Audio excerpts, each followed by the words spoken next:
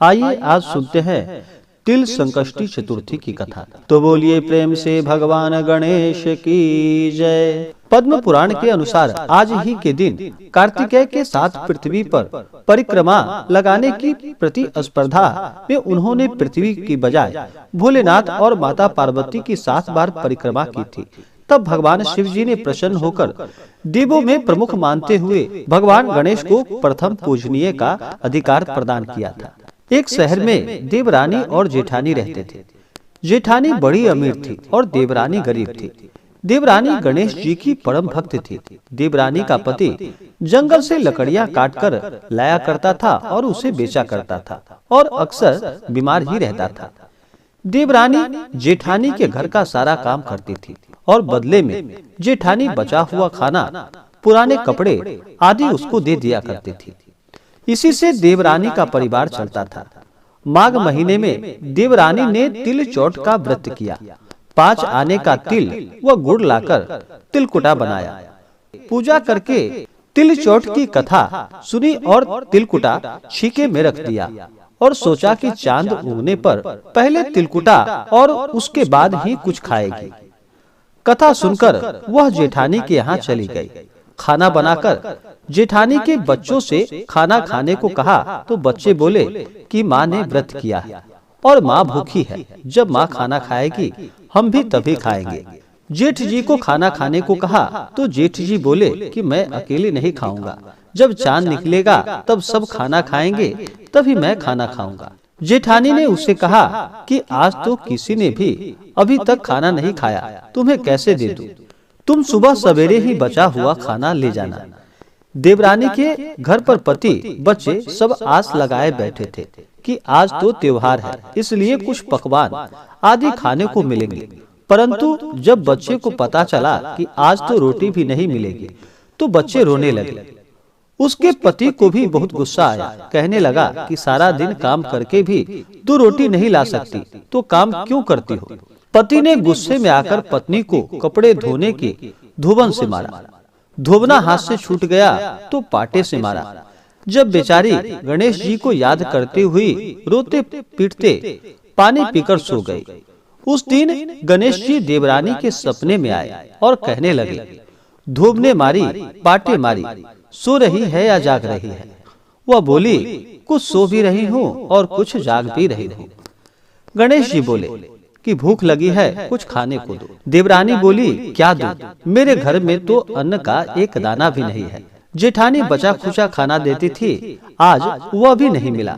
पूजा का बचा हुआ तिलकुटा छीके में पड़ा है, वही जाकर खा लो। तिलकुटा खाने के बाद गणेश जी बोले, धूप ने मारी, पाटे मारी, निमटाई लगी है, कहाँ निपटाऊं? वह बोली, यहाँ पड़ा है, जहाँ तेरी इच्छा है वहीं पे निपट लो। फिर गणेश जी बच्चे की तरह बोले, अब कहाँ पोछूं? नींद में मग्न अब देवरानी को बहुत गुस्सा आया कि कब से तंग किए जा रहा है। सो बोली, मेरे सर पर पोछ और कहाँ पोछोगे? सुबह जब देवरानी उठी तो यह देखकर हैरान हो गई कि पूरा घर हीरे मोतियों से जगमगा रहा है।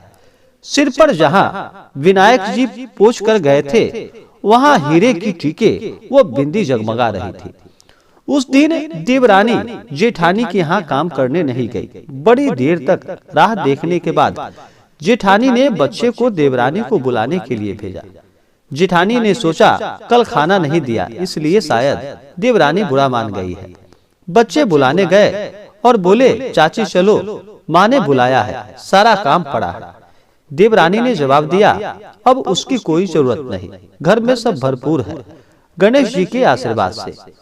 बच्चे ने घर जाकर माँ को बताया कि चाची का तो पूरा घर हीरे मोतियों से जगमगा रहा है। जेठानी दौड़ती हुई देवरानी के पास आई और पूछा कि यह सब कैसे हुआ।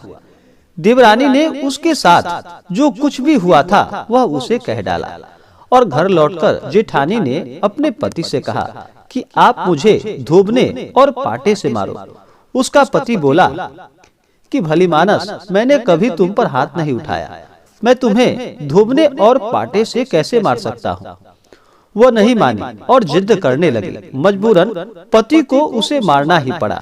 उसने ढेर सारा घी डालकर चूरमा बनाया और छीके में रखकर सो गई। रात को चौथ विनायक जी सपने में आए और कहने लगे, भूख लगी है, क्या खाओ? जेठानी ने कहा, हे गणेश जी महाराज, आप देवरानी के यहाँ तो आपने सूखा तिलकुट्टा खाया था, मैंने तो झरते घी का चूरमा बनाया, आपके लिए छीके में रखा है, फल और मेवा भी रखे हैं, जो चाहे वो खा लो। बाल स्वरूप गणेश जी बोले, अब निपटने कहाँ है? जेठानी बोली, उसके यहाँ तो टूटी फूटी झोपड़ी थी, मेरे यहाँ तो कंचन के महल हैं, जहाँ चाहो निपट लो। फिर गणेश जी ने पूछा, अब पोछू कहा? जेठानी बोली, मेरे ललाट पर बड़ी सी बिंदी लगाकर पोछ लो। धन की भूखी जेठानी सुबह सुबह जल्दी उठ गई। सोचा घर हीरे जवाहरात से भर चुका होगा, पर देखा तो पूरे घर में गंदगी फैली हुई थी, तेज बदबू आ रही थी। उसके सिर पर भी बहुत सी गंदगी लगी हुई थी। उसने कहा कि हे गणेश जी महाराज, यह आपने क्या किया? मुझसे रूठे और देवरानी पर टूटे। जेठानी ने घर की सफाई करने की बहुत कोशिश की, परंतु गंदगी और ज्यादा फैलती गई। जेठानी के पति को मालूम चला तो वह भी गुस्सा हुआ और बोला, तेरे पास इतना सब कुछ था, फिर भी तेरा मन नहीं भरा। परेशान होकर चौथ के गणेश जी से मदद की विनती करने लगी। गणेश जी ने कहा कि देवरानी से जलन के कारण तूने जो किया, यह उसी का फल है। अब तू अपने धन में से आधा उसे दे देगी, तभी यह सब साफ होगा। उसने आधा धन बांट दिया, किंतु मोहरे की एक हांडी चूल्हे के नीचे गाड़ रखी थी। उसने सोचा किसी को पता नहीं चल पाएगा, और उसने उस धन को नहीं बांटा। उसने कहा, हे श्री गणेश जी, अब तो अपना यह बिखराव समेट लो। वे बोले कि पहले चूल्हे के नीचे गाड़ी हुई मोहरे की हांडी सहित ताक में रखी 2 सुई भी 2 हिस्से कर उसे भी बांटो। इस प्रकार से गजानन ने बाल स्वरूप में आकर सुई जैसी छोटी चीज को भी बंटवारा किया और अपनी माया समेटी।